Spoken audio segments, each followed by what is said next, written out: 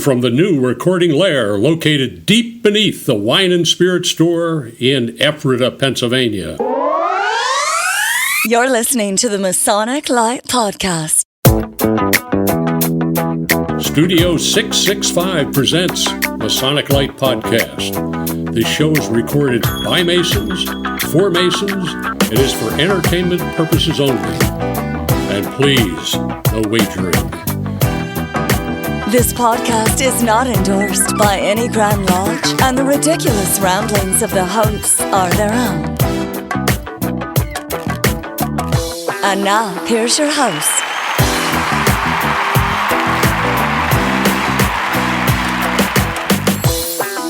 Hey, welcome everybody. We are back, and it's episode 99. 99? No way. I hope somebody's planning a party. Darn, I wanted to be on 100. Well, if you're, that'll be a best of. So if you give us some highlights today, maybe you will. Oh, okay. So everybody, our guest tonight, we actually had a good Larry. This is the first time you came through with a good guest. attaboy. Oh, Way to go, Larry. That doesn't say a lot for the other 98 episodes, fellas.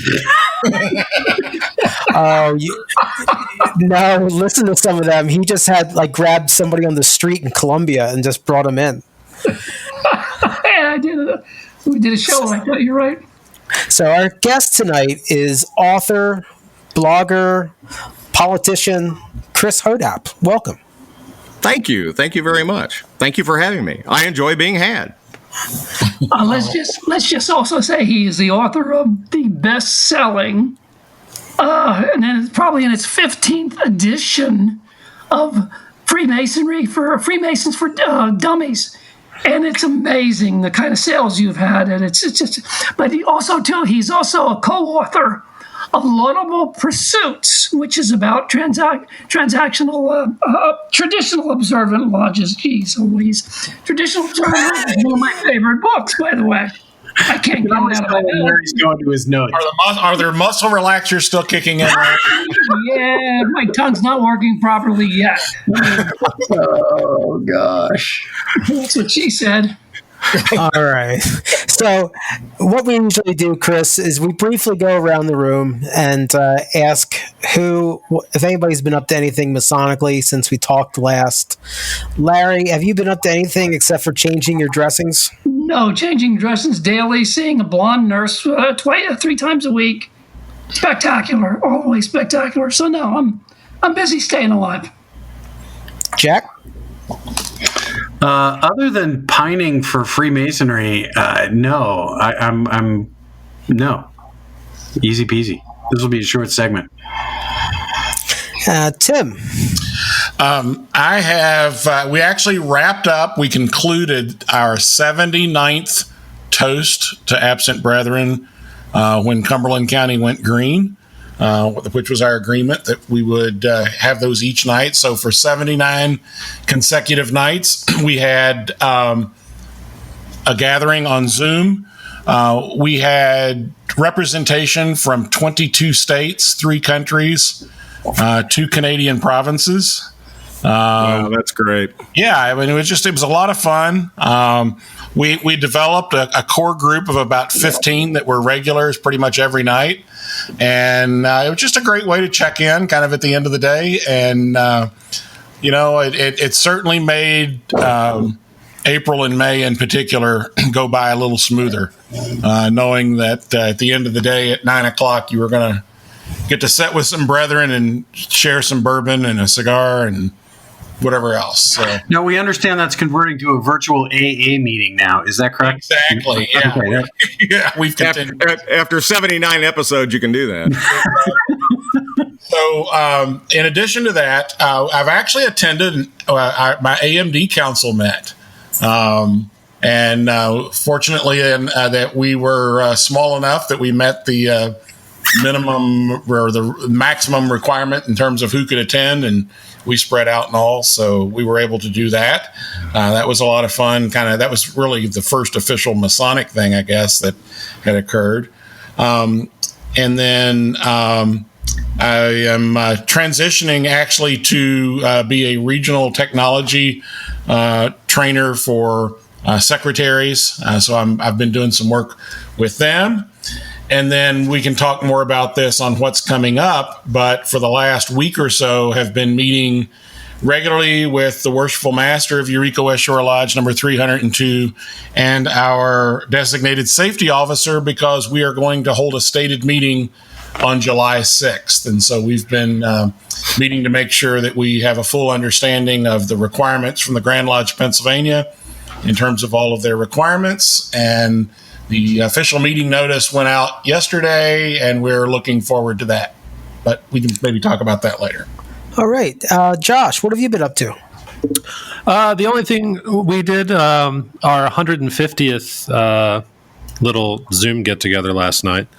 It wasn't anything too big, but, we just did a toast to the founding members, the Grand Master at the time, and, toasted the members of our lodge. So, very cool. Very cool. And Brother Chris, what have you been up to? I don't know. Let's put a parameter on it in the past month. He's been holding forth. Well, in the last month, our Grand Lodge in Indiana got delayed from May into June, and then from June now into July. And so I've been involved with some of the committees that I'm on, and trying to get our library and museum back in functioning condition after being shut down for so long, and making some changes there to our displays and that kind of thing. And then working on educational videos in my copious free time. And so, yeah, I've got a lot of stuff going on. I'm involved in a project that I can't really talk about for the Scottish Rite Northern jurisdiction.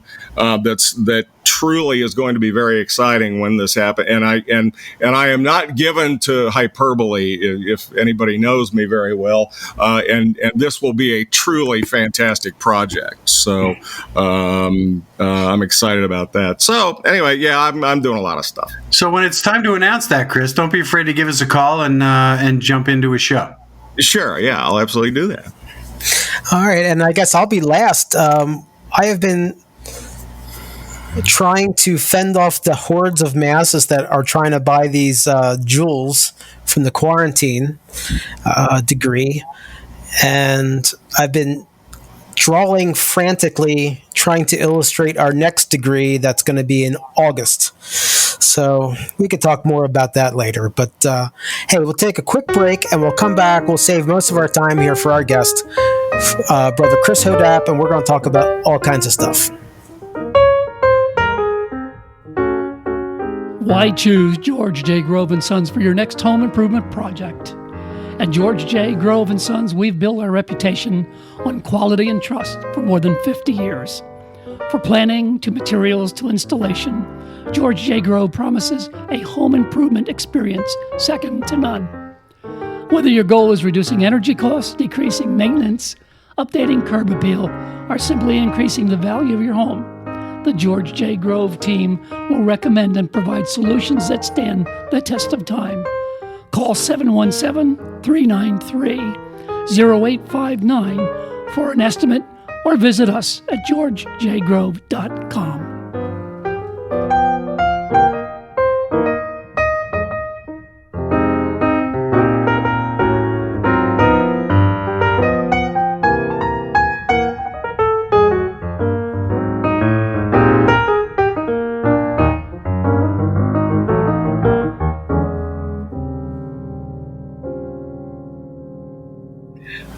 Welcome back. Our guest this evening is, I shouldn't say this evening, it could be this evening anywhere in the world, is Brother Chris Hodapp. And again, I think I mentioned earlier, and I hope it's recorded, he is author of Freemasonry for Dummies, or Freemasons for Dummies. I can't remember the name of the title. Dummies. It's very successful. Freemasons for Dummies. Okay. And again, like I joked earlier, it's in its 15th edition or printing, whatever it is. And it's worldwide one of the finest Masonic books that people refer to constantly, almost like a Bible of Freemasonry. Hey, that's a twist. And he's also a co-author of Laudable Pursuits, which is one of my all-time favorite books. Also, too, he's you were with the Journal of Masonic. Oh, geez, I had notes somewhere, but I'm sorry, Chris. You were with that. You were editor for a long time. Hey, why don't we just ask Chris? Hey, what do you do? What do you do, Chris? Yes, a little bit of background on your Masonic background. Just a little. It sounds painful to have him try and say all that with that cracking voice. So let me step in. Yeah, I was one of the founding officers of the Journal of the Masonic Society about 11 years ago, and I was the editor of the magazine for 6 or 7 years until I had to bow out because of some personal illness that was going on. So, my name has sort of popped up all around the Masonic world over the years. I believe it or not, I was checking with my editor today on something unrelated, and Freemasons for Dummies has at this point been translated into about 7 languages around the world, which I just continue to be astonished by that. The book came out in 2004. It was revised again in 2013. And I just continue to be amazed at messages that I get from brethren literally all around the world, giving me feedback on the book. So that's just incredibly gratifying and humbling. So anyway, I had believe it or not, Chris, I had a phone call today from a longtime listener and a fan of yours in a big way. He met you 10 years ago in Maryland when you were a speaker at the Grand Lodge of Maryland. And he went to your book signing, got a book for $10. I think at the time it was $10. And he invited you to Irish Days for the following day. And you actually went to Irish Days. And he took I remember that well. I remember those guys very well.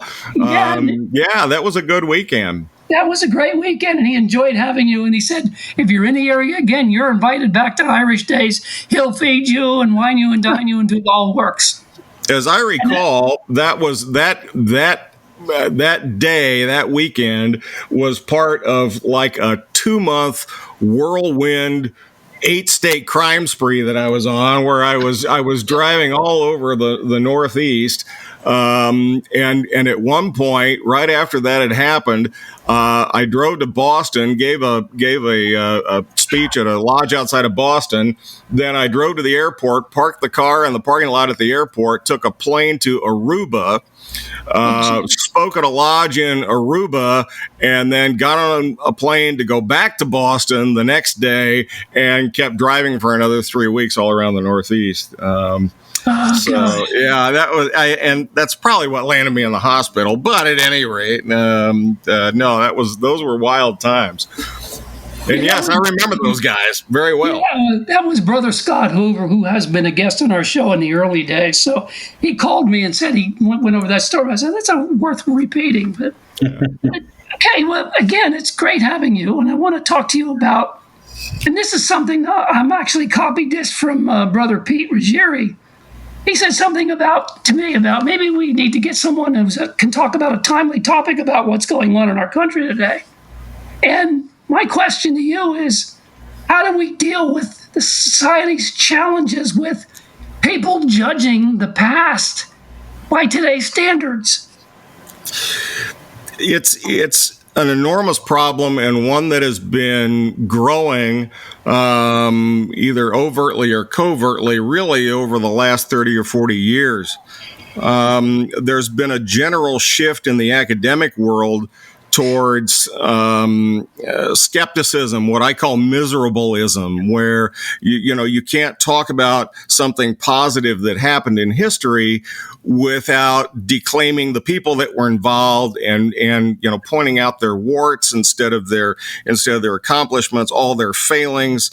This is in direct opposition to the philosophy of passing along the American character for 2 centuries.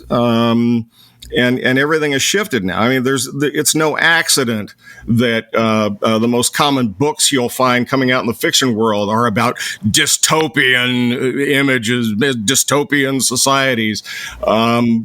People are frankly miserable. It didn't used to be that way, but it's a larger societal problem, and Freemasonry is unfortunately, we're sort of a cog in this giant wheel that's happening around us. We look at the numbers that are falling year after year after year ever since 1959 in membership. But we're not alone in that. I mean, that's cold comfort in saying we're not alone in that. But all voluntary associative groups, church groups, card playing clubs, bowling leagues, parent teacher associations, you name it, have all dwindled in size and importance and frankly respectability. And all of that has had a profound effect on us. Chris, do you think this is a linear trajectory that we're on, or do you think this is a sinusoidal up and down wave kind of thing? Well, unfortunately, in terms of those aspects, it is linear. It's been on a steady downward trend. Really since starting in the mid 1960s. We were sort of on the leading edge of it in hitting our height in 1959. But by the time you get to 1970, these trends were already pretty much locked in stone across the board. And they have never shown any sign of rising. The seminal work on this is Robert Putnam's Bowling Alone, which came out in about the year 2000. Nothing that Putnam pointed out in these trends over the previous 30 years that he was looking back at, none of them have improved. They've only continued to go downward. I wrote a long piece on my blog about a year and a half ago, I guess, where I said, all the Masons are always looking. We're always trying to identify the villain. Who killed it? Who caused it?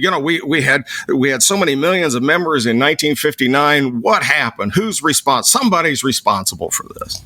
And so I get frustrated with people that only want to say, here's a problem, without ever really identifying what the tipping point was, what set all that in motion. I always try and look for that. And one of the biggest things that I saw was there was a series of books that were passed along starting in elementary schools, starting back in the 1820s and 30s, called the McGuffey Readers. And that was the way that every school in America ultimately wound up teaching reading to students. Whether they were the children of rich white guys or poor black first generation, poor black newly freed slaves, or first generation Italians fresh off the boat, and everybody in between all learned to read using the McGuffey Readers. And the McGuffey Readers reinforced in every volume stories of positivism, of admirable people, heroes to admire, achievements, classic heroic tales. It was a common vocabulary. Everybody in the country had the background of the McGuffey Readers in common. And that got phased out starting in the 1930s, and by 1960, they were ultimately wiped out entirely, and they got replaced in teaching by some of you who are old enough to remember the SRA reading program, where they were these individual learning modules, little reading exercises. And suddenly they started concentrating on stories of urbanism, urban isolationism, people who were defeated by life. You didn't have those uplifting uniformly told stories anymore. Horatio Alger stories. Exactly. By the time I was in high school in the 1970s, those were absolutely ridiculed by teachers. Oh, yeah. Horatio Alger, oh my God, how stupid is that? Well, people bought into that prior to that period, and society is not the better for the fact that we've all become snarky and sarcastic and sitting around saying, yeah, but, and always looking for the downside. We're not the better for that. We don't find anything collectively positive anymore. You could make the argument that the last time that happened was the Apollo moon landing in 1969. It's just, or little isolated moments like, when the hockey team won in the Olympics, those kind of little momentary moments like that. But those uniform moments of positivism and messages of positivism just don't exist anymore. I think one of the things, though, we always have to be careful of is to acknowledge that while we look at something and say, wow, that was a really positive experience, or that was a great time period in our history, it was a great time period for some people. There are still, and that's part of the dilemma we face today, is that, history is, written by the winners, of wars. History is written by, the dominant whomever in society. And with having such a large, melting pot society as we do here in America, we've not always been honest about our history.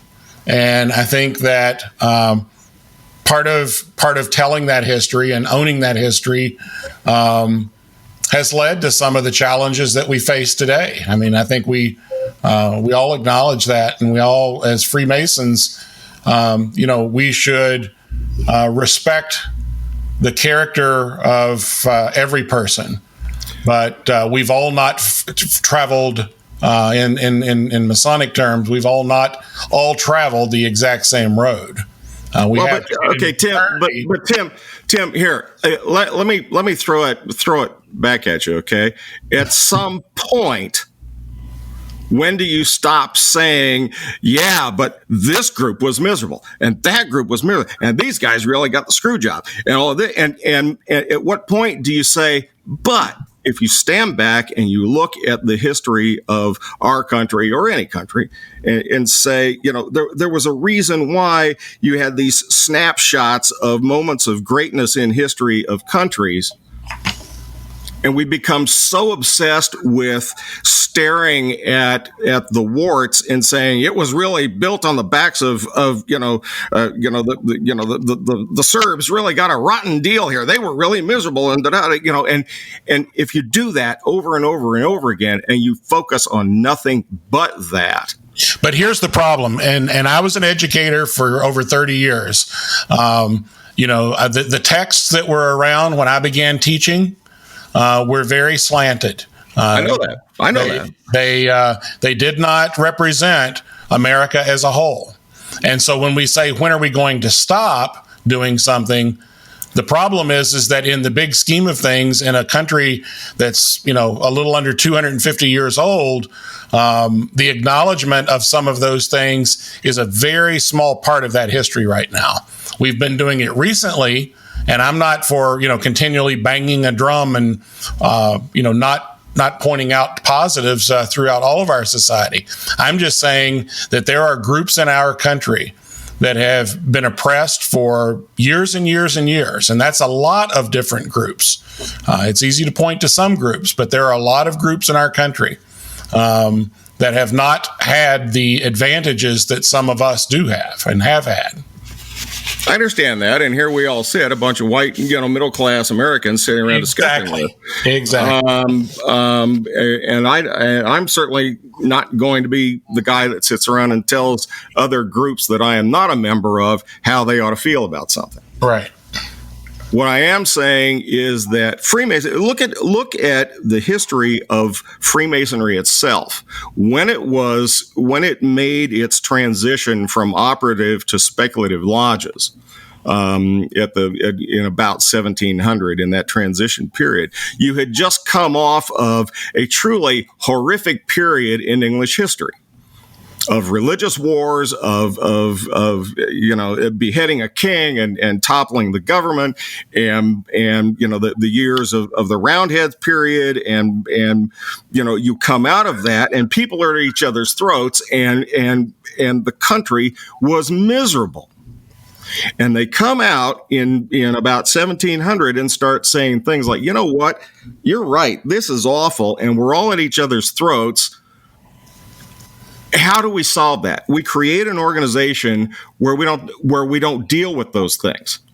We deal with what unites us, not what divides us. And if you want to have those arguments, you do it out in the alley. You don't do it in here. And it created the first social organization in England. By the 1720s, it's the first social organization in England where Protestants, Catholics, all varieties of Christians at that time in England, and Jews could all sit in the same room without beating the hell out of each other. And when it came to America, when it got exported to the foreign colonies by England and then eventually France, it was devised by the Grand Lodges in the United States. It was devised by the Grand Lodges here, Grand Lodges in Pennsylvania and Virginia in particular, wanted to use Freemasonry to do much the same thing here. To use Freemasonry to train disparate peoples who otherwise wouldn't be getting along. There was a reason they were living out in the frontier and didn't want to have anything to do with their neighbors, because they couldn't get along with each other. Exactly. And they created Freemasonry as a civilizing force. You can read in the notes from the Grand Lodge of Virginia where they deliberately talked about this when they were setting up the Grand Lodge in Kentucky. Where they were saying, let's send this out on the frontier to A, get people to get along with each other and start cooperating for a change, and B, teach them how to operate this screwball democracy experiment that we're trying, because people have never done this before. They've never had the ability to vote for representation or votes of any kind. They've never had to deal with dealing with majority votes over something that they didn't particularly agree with. But it became sort of a model. It became a model of civilized behavior, and exactly. You could form a government around that model, that concept. In fact, if you look at C-SPAN and you look at the British House of Commons, it looks awfully like a lodge room. But then what's happened somewhere in the meantime, it's lost that connection. In the 60s, the worst thing you could be called was square. Right. And the reason for that was because that meant that you were a part of that, and that was bad. And people fled from it. Or didn't join it because of that stigma. Right. The last time I joined something, they sent me to Vietnam. Yeah. Right. So that's when we kind of lost that traction, I think. Right. But we have an opportunity, and it's going to be hard. I mean, there's going to be change. The world is going to be different, and I'm not going to use the N phrase, new normal. But it is going to be different, and we're going to have to adapt to it. I met the other day with a wonderful gentleman who's exploring Freemasonry. His father is a past district deputy of a Prince Hall Lodge in Virginia, and he's considering our lodge because he's moved here, and he's just wondering what this Freemasonry thing is all about. What a time for a black man, Ivy League education, to step into a lodge in Ephrata, Pennsylvania, and bring a different perspective to what we all think we know. Yeah, I think it's going to be great. I hope there's more of that. we're definitely at a turning point. I just wonder what it's going to look like in 10, 15, 20 years. No way of knowing, and the worst thing you try and do is guess the future because you're always going to be wrong. Sure, that's only been our show topics for the last year. Yeah, there you go. Where are we going? There you go. All right. Well, let's take we'll take a quick break, and we'll come back and we'll catch up some more with author Chris Hodapp and ask him a little bit about his history of his book and his blog. At the historic Smithton Inn of Ephrata, Pennsylvania, we're pleased to serve the latest creations from Weathered Vineyard Winery, along with spirits from Thistlefinch Distillery in Lancaster, all to be experienced in the tasting room of a beautifully restored 18th century bed and breakfast. Cigars by D&S Cigar are available for your enjoyment in the courtyard. The historic Smithton Inn is convenient to Lancaster County's most interesting attractions, just minutes from the Ephrata Cloister and the Green Dragon Farmers Market, and a short drive can get you to charming Lidditz, thriving downtown Lancaster, as well as Hershey, Bird in Hand, and Intercourse, or Valley Forge and Gettysburg. Whether you're looking for a romantic getaway or an active vacation full of sightseeing and attractions, the historic Smithton Inn will be a welcoming oasis from everyday life, one that you'll want to visit again and again. Stop in and visit at 900 West Main Street in Ephrata, Pennsylvania, or check out our website at historicsmithtoninn.com, or simply call us at 717-733-6094. Just ask for Pastmaster Dave. And we're back with our guest, Chris Hodapp. And I know most of you have read his words, but you've never heard his voice. And I can't even say that I had a voice to assign to the words. So I'm very excited to spend some time with you, Chris. But how does it feel that there was a recent survey among new Freemasons? What was the first book of Freemasonry that you've read? And you were second to Robinson's Born in Blood. That doesn't surprise me. In terms of being beaten out by Robinson's Born in Blood, it was the first Masonic book I read before. And a lot of that survey may have had to do with the fact that a lot of guys who answered it may have been around 25 and 30 years ago when it came out. Sure. Because it was, oh my God, it was a huge, huge hit at the time. And he was a rock star. Even though he wasn't a Mason, he was a rock star in the Masonic world. Right. So I read, I think, on your blog that you weren't a Mason very long before you dove into that project. How did you come to jump onto that? Okay, 2004, Dan Brown had written the Da Vinci Code, and before that he had written Angels and Demons. And so Da Vinci Code turned out to be the sixth most popular book in the entire history of the English language.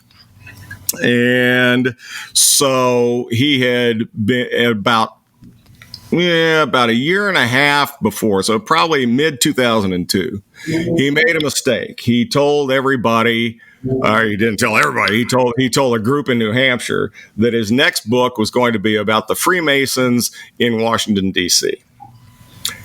And then he didn't write it for a while. He got wrapped up in a court case and some other stuff and delayed. Okay, so while everybody's waiting, the entire publishing world went, holy crap, we can cash in. And that's why you had the flood of 10,000, let's second guess the sequel to the Da Vinci Code. And he also let people know that his proposed title was going to be the Solomon Key. And so you had scores of books being published by mainstream publishers about the Freemasons, all trying to cash in on Dan Brown before his book came out. And then 2004, Thanksgiving weekend, along comes a little thing called National Treasure. And nobody gave it much hope of making any money, because who the hell is going to go see a dumb movie about a bunch of, some historian trying to steal the Declaration of Independence? Who cares? Well, it turned out a lot of people cared. And I did. It turned out to be the top moneymaker of the year, and they couldn't count the money fast enough.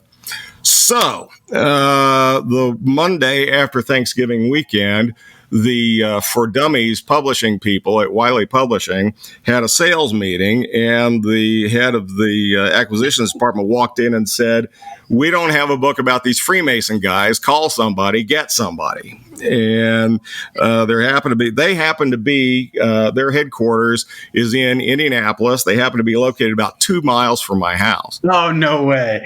Now, here's the other. Okay, here's the other joke. Okay, so the For Dummies headquarters is here. On the other side of town happens to be the headquarters of the Penguin Publishing owned Complete Idiots Guide series, which means Indianapolis is ground zero for dummies and idiots. I've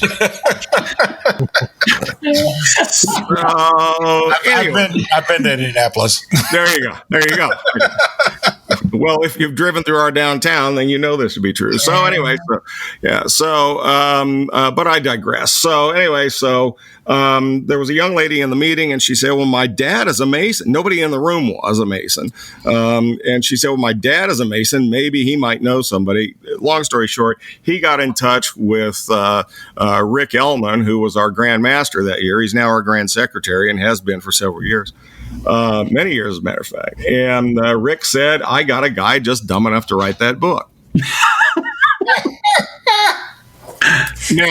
Now, I had never written anything longer than angry emails and the work that I had done on Laudable Pursuit. But Laudable Pursuit had been issued on the internet, sort of anonymously, by this shadowy group called the Knights of the North. Well, Rick knew who the Knights of the North were, and I was one of them. And so that was how he picked me off the top of his head. That does not happen to anybody. I mean, I hope everybody understands that. That is God on his cloud looking around on a Monday and saying, I don't know, you do that. That's true. I had only joined the fraternity. My entered apprentice degree took place in November of 1998. So, do the math. 6 years later, here I am writing this crazy book. Wow. And what was interesting about it was they didn't ask anybody else. They didn't nose around to check my credentials or anything else. They took Rick at his word. Interestingly enough, when you work on a For Dummies book, they have a very strict way of working. They have templates that you write within. They have a writing style that they insist that you follow, an exact model of the way you set the book out. Mm-hmm. All of their books will be exactly 368 pages long, period. Those kind of things.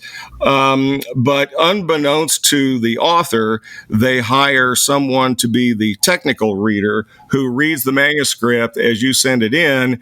And that person says, yeah, this guy is dead on, or no, he made some mistakes, or this guy's full of crap, you need to fire him and hire me, or whatever.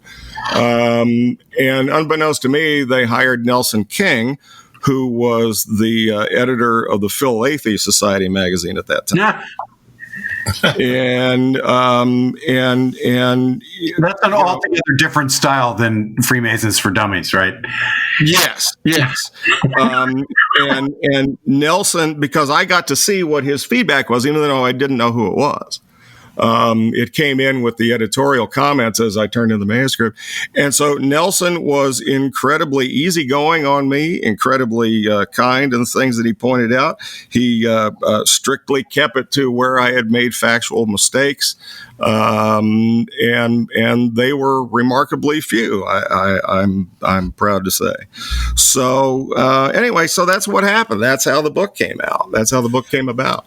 Chris, one of the things I had mentioned before you came on the call tonight was one of our recurring topics on the show is this kind of new technology in Freemasonry, and I lump the podcasts and all the websites and Zoom, all this good stuff. But I kind of put you at the beginning of this. You were like one of the first. Your blog was one of the first places that I would learn information from other places in the country. I mean, I remember following you, and I forget which one of the Oklahoma or someone, was having some problems of who they weren't going to let come in the lodge or not come in the lodge. And I mean, I tried to follow everything on your blog. So how do you feel about, do you consider yourself at the beginning of that technology movement? Well, in all brutal honesty, I envisioned the blog principally as a sales tool in the very beginning, to try and promote the book. As all authors are, it's ground into your head. That's what you have to do. Get out there and tub thump your book, damn it. And so that was what I was trying to do using the most recent technology that was available. It was an outgrowth of being involved in lots and lots of online forums at the time. I sort of got in on the trailing edge in the late 90s of the old electronic bulletin board services and sort of transitioned into email discussion groups. I was on a lot of those. And then in Indiana, we were very fortunate. We had a discussion forum called the Masonic Light forum that was started by Jeff Naylor, and it was a private site, and we got in our first real big internet trouble with a Grand Lodge over discussions that went on that, and so then I've often been told over the years by seasoned veterans, you're nobody in this fraternity unless you've been suspended at least once. So I have that going for me. So. Wait, is that a goal? I didn't have that as a goal in my Masonic career. Yeah. Well, you know what? It gives you some time to reflect. So anyway, but one of the things that came out of that was we then started a statewide Grand Lodge sponsored discussion forum. And so I was already in the process of sort of looking around the Masonic world, getting Masonic news wherever I could find it, and posting that on our discussion forums. And so the blog became sort of a one-sided outgrowth of that. So I just started posting it there, and then it just sort of took off. I started it in 2005 or 2006, and I just went and looked at it again here. Over all that time, it's had about 13 million views since then, plus the people that see the articles on Facebook when I just post them there as well. So, I mean, that's sort of daunting to think about.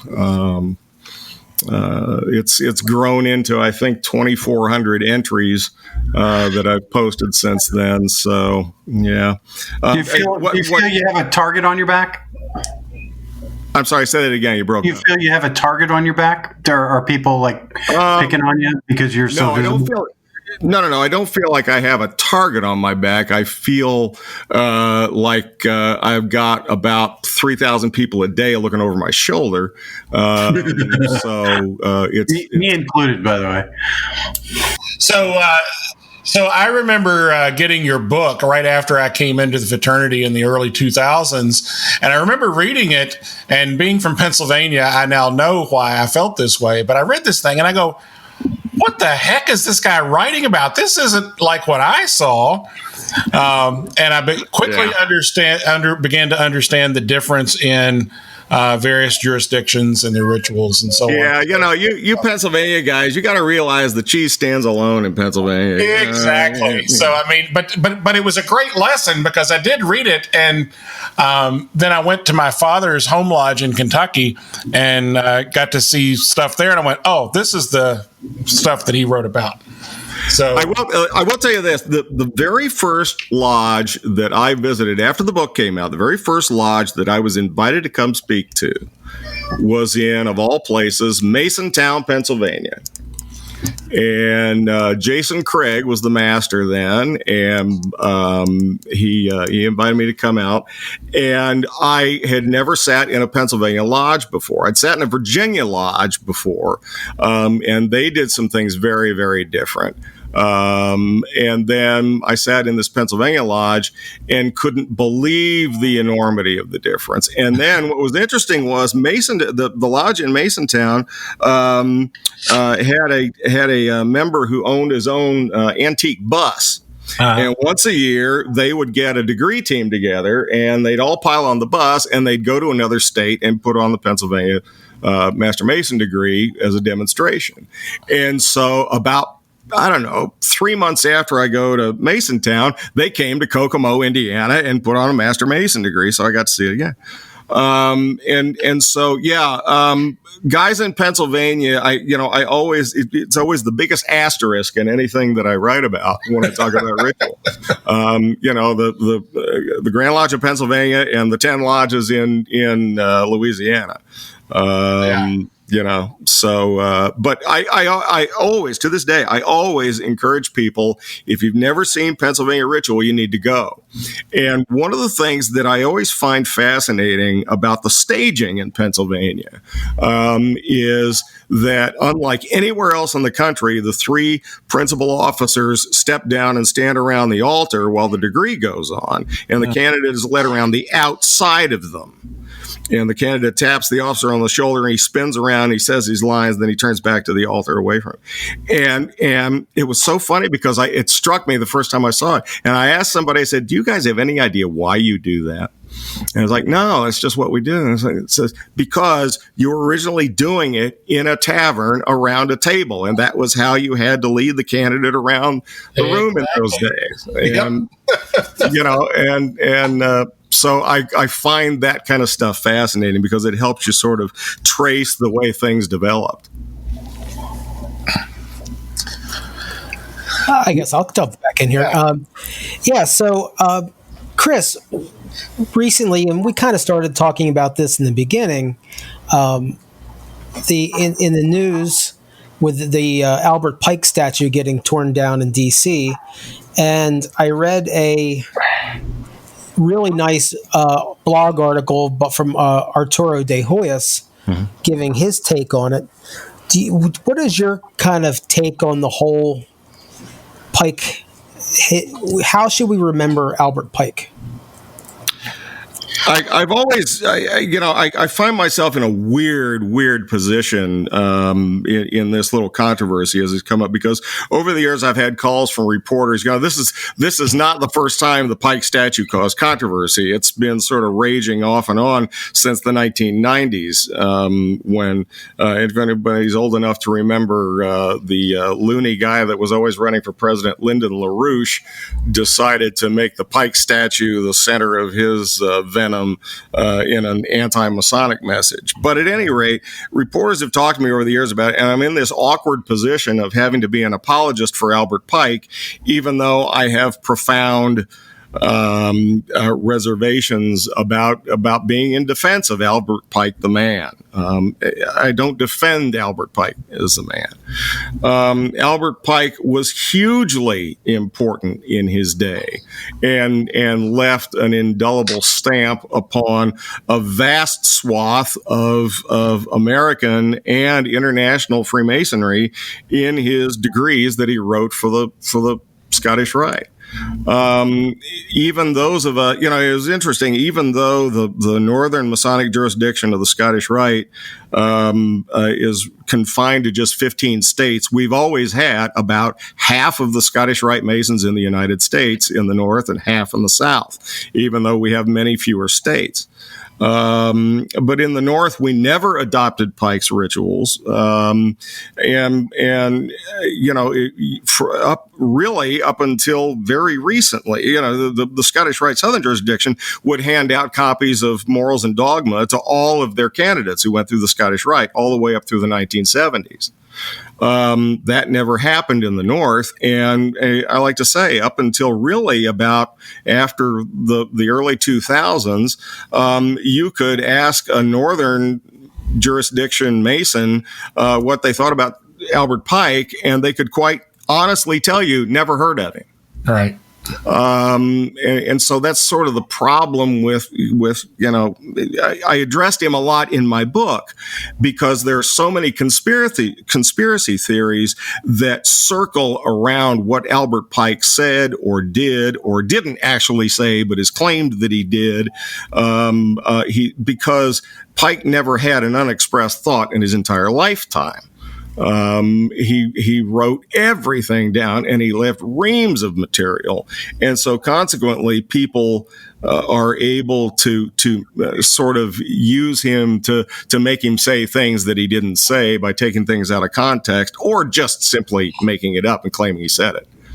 So he was extremely controversial, even though in his time he wasn't particularly controversial.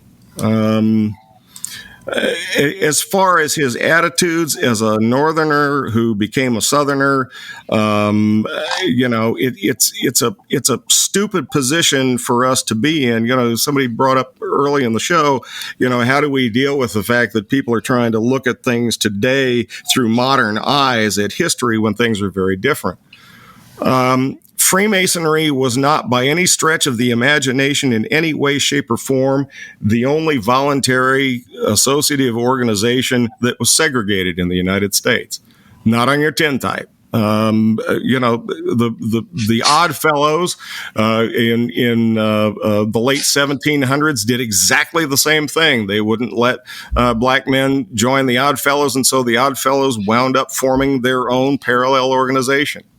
By the time you get to 1840, you've got Grand Lodges out in farther western states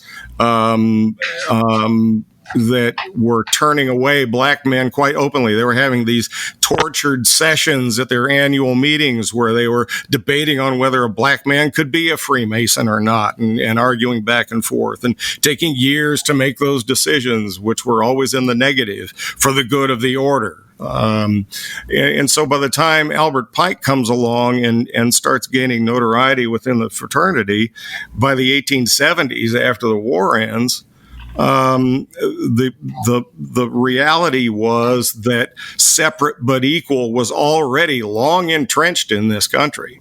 Parallel organizations, heck, even the Catholic fraternal group, the Knights of Columbus. Well, they wouldn't let African Americans join them either. They formed their own parallel organization called the Knights of Peter Claver. Which still exists today as an almost completely segregated organization for black men. Albert Pike didn't create that. And so to try and heap all of the sins of segregation on the backs of somebody like Albert Pike is really just, it's totally intellectually dishonest. He as a lawyer, as someone who was involved with the Arkansas Supreme Court and later argued in front of the U.S. Supreme Court in 19th Amendment cases involving American Indians, he was a man who functioned within the framework of his time period, and it's really not. It isn't fair and it isn't honest to expect anyone, including somebody as philosophical as Albert Pike, to expect them to step out of their time and say, I want to change this system because it's just wrong. Well, peer pressure is a terrible thing, as anybody in high school will tell you. And when it's your entire society around you, north or south of the Mason-Dixon line for that matter, that's not something that is easily bucked nationwide. Chris, do you have any projects coming up besides you have the Scottish Rite thing that you can't tell us about? I do, and God, I'm so excited about that. I want to start promoting it, but we can't do it yet because not everything's in place on it yet. But No, I have been tapped to be the chairman of our public relations and advertising committee in Indiana. So that's sort of going to be where my head's at for a while. During the COVID shutdown, I took an opportunity to go back and look at some of those 2,400 blog entries to see if there was any material worth peeling out of those and trying to assemble as a book, which I'm going to do. I will tell you, and maybe if I say this out loud, which I've never done before, maybe everybody will hold me to it. One of the guys in the fraternity that I admire most is Roger Van Gordon, who was a Grand Master of Indiana in 2001, and he was the worshipful master of my lodge when we were on the ropes and ready to close in 2000. And he always told me, the old bromide, that like politics, all Freemasonry is local. And that always resonated with me. You know, we can all get wrapped up in national programs and national movements, and let's do a big charity thing, and and getting wrapped up in this. When the truth of the matter is, what really matters is what you do for your local community and your local members. Everything else is just commentary and icing on the cake. And so that's something that I want to do. I want to take concrete examples from lodges around the country and around the world and really talk up positively and promote the kind of things that are working in individual lodges. Because I'm a real hater of guys that sit on bar stools and wag their finger in the air and say, you know what's wrong with this fraternity, and never have any solutions for it, but they just want to, re-examine what's wrong with the fraternity over and over again. That doesn't help anybody. And it sure as hell doesn't fix anything. So that's kind of what's in the back of my head. I want to call attention to the positive things that are happening in lodges and the things that are working in different lodges around the country. And if somebody wanted to look up your blog, what's your website for all your good information? If you just go to freemasonsfordummies.com, and you'll find links to the blog and information about the books and TV shows that I've been on and that kind of stuff. But yeah, just go to freemasonsfordummies.com and you'll find it all there. Awesome. Well, we're going to take a quick break, and we're going to come back and we're going to wrap up with Chris Hodapp. Hello, brethren. Dutchie Doug is here again to give an update from my lodge, the Brogan Plah number 377. Well, another month has passed and the virus is still at play, causing us to out in the lights for another 30-plus days. Given the situation, the officers decided it was best to call all of the brethren and check up on them. We divided the membership list up and decided that after all of the calls were made, we would touch base and see if any of our fellow brothers needed anything. During our checkup meeting, past master, brother, and Professor Herman F. Schnitzel had some interesting news to share. I thought I would pass these two stories on to all of you. But before I begin, you have to know something about the Pennsylvania Dutch. We tend not to hold anything back when we tell our stories, so buckle up. Among Brother Schnitzel's many calls, he reached out to Dr. John Salmon. Brother Salmon is our local dentist for both humans and equines. Brother John shared his story with Brother Schnitzel. A couple of weeks ago, old lady Gisama, remember her? She has all the goats. Came into Dr. Salmon's office with a terrible toothache. She was scared and excited all at once. Brother John called her back to the examining room and sat her down. He asked what was the matter, and she started getting all hysterical. He told her to calm down. It's just one tooth. I'll get that out in the wisp of a cow's tail. She continued acting crazy and moaning. At one point, she said, I'm so nervous and scared, I don't know if I would rather have this tooth pulled or have a baby. Brother John replied, well, make up your mind so I know how to position the chair. Another brother that past Master Schnitzel talked to was Brother Ronald Hinnerschitz. We just call him Brother Ronnie. Ronnie's a painter by trade and has been since the Nixon administration. Brother Ronnie shared this story with Brother Schnitzel. Ronnie had been over painting the living room and upstairs stairwell at Mr. and Mrs. Suffer's house. Now, what you have to know is that old man Suffer is quite the drinker. Many nights he stumbles home with half or more than half a load on, much to the dismay of Mrs. Suffer. In any event, Ronnie had spent the day painting the living room and the stairwell walls. After a long day, he finished up and told Mrs. Suffer that he would be back tomorrow and continue working.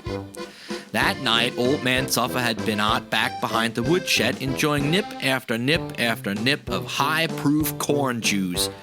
As he stumbled in the house and up the stairs, he put his hands all over the wall going up the staircase and smeared Brother Ronnie's job. The next day, Ron came back and Mrs. Suffer asked him what his plans were for the day. Ron said that he planned on working in the kitchen. She quickly stopped him and said, "Okay, but first I want to take you upstairs and show you where my husband put his hand last night."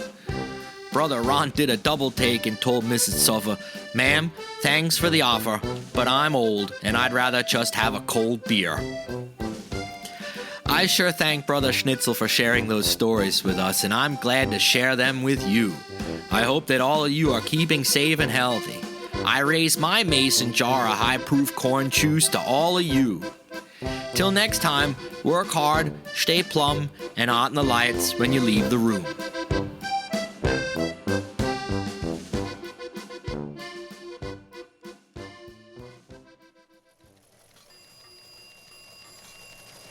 In Masonic news today, while much of the country is moving from yellow to green, Masonic lodges are beginning to turn blue again. Masonic events are creeping back onto the schedules of Masons across jurisdictions, even though no one is quite sure whither we are going. It was reported that the Mystic Order of Veiled Prophets of the Enchanted Realm is planning to go magenta beginning July, while Tall Cedars of Lebanon is proud to be evergreen. That's the Masonic news. So mote it was. And when you go to meetings, just be sure you wear your apron over your mouth. There you go. Kind of like York Wright. Our new normal. Exactly. All right. Well, here in our final segment, Chris, we want to thank you for being on our show today. A very interesting conversation and very informative. We really appreciate you joining us.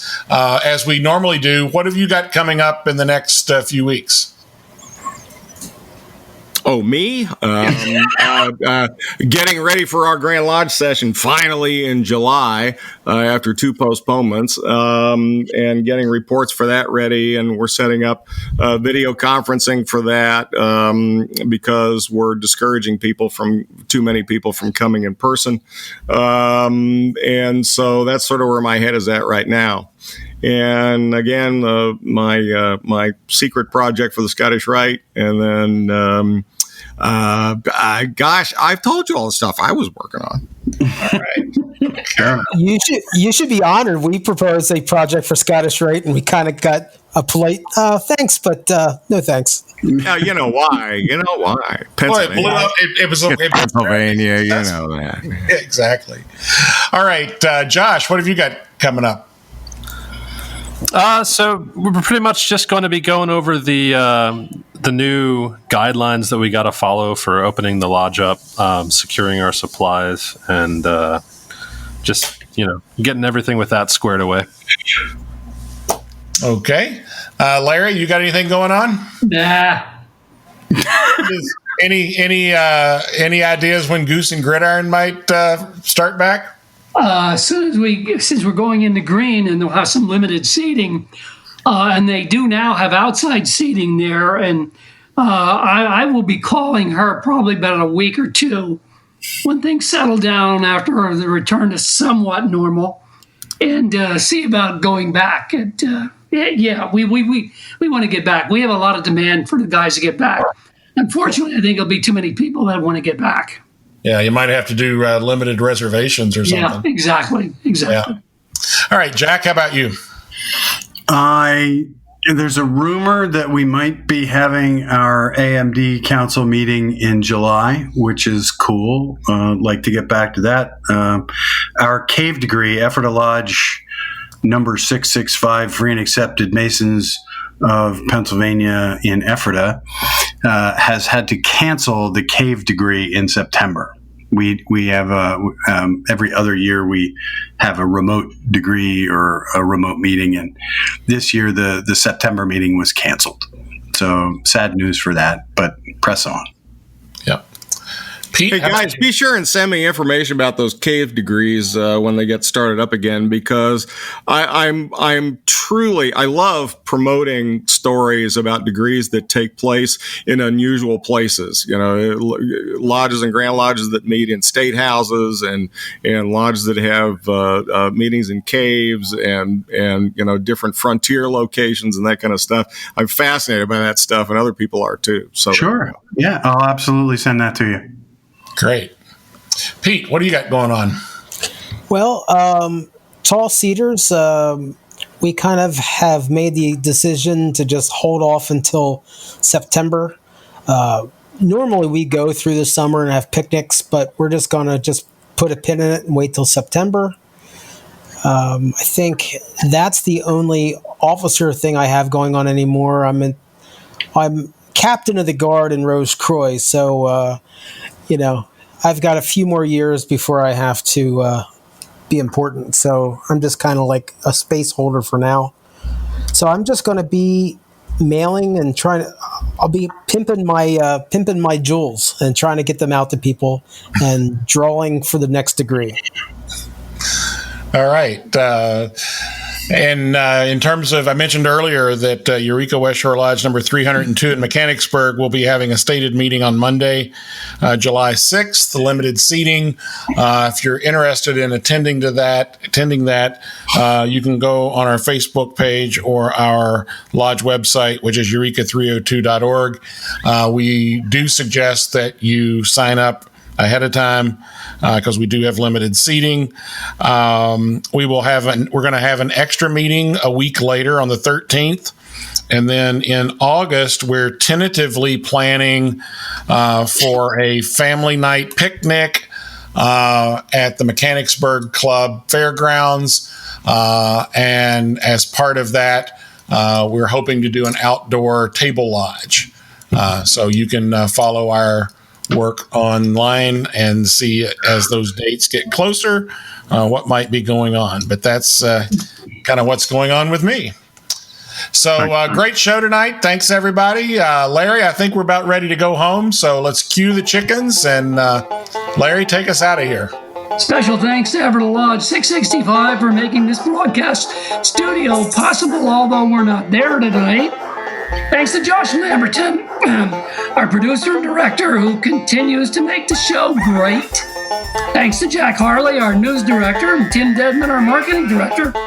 And to Masonic Light contributors Michelle Snyder, Jim Stevens, and Doug Madenford. I want to close up with one little thing tonight. Oh, Lord. Brother Pete has 2 dogs who provides him with unconditional love. But he also has a cat that reminds him that he doesn't deserve it. It's all about balance. Nice. Thanks for listening. This is Larry Merris. And this is Pete. And Tim and Chris and Josh. Exactly. Goodbye, everyone. Bye, everybody. Thanks. Bye.